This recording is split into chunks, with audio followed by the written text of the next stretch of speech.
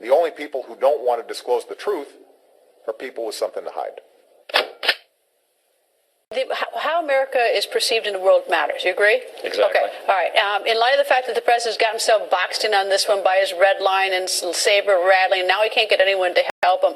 Can we sort of try to help him out of this one before we go? Can you think of some way where he can extricate himself, retain sort of the credibility of the world, so it doesn't look like we don't read the headlines tomorrow that Syria scared us and we ran away with the tail between our legs? How do we get out of this? No, I think his credibility is irreparably damaged. But he represents the United States. I mean, for better or for worse, we're all going to live with this credibility.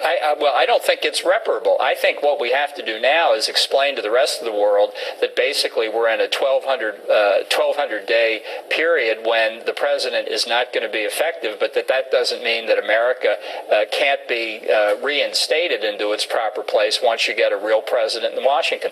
I don't think you look at a president like this, he's not going to change in the last 1,200 days. It's just going to get worse. You should see the headlines all over the Middle East right now that I looked at. It just, no matter how much they're exaggerated, no matter how much they are wrong, it is still what everybody's reading there. Yeah, I don't think this particular episode is so much worse than the last 4.5 years. I think it's right in our face right now. Emblematic of the president's comfort level with a declining, less powerful America, because he thinks that it's America's strength in the world that causes the problem. So a weaker America will lead to a more peaceful world. That's his view. What's the best thing that could happen from a limited strike? If everything went the president's way, what happens?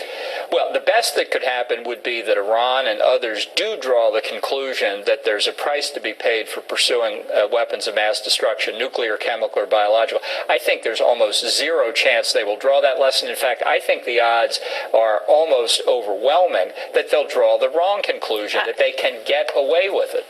Ambassador, thank you, sir. Thank you. The only people who don't want to disclose the truth are people with something to hide.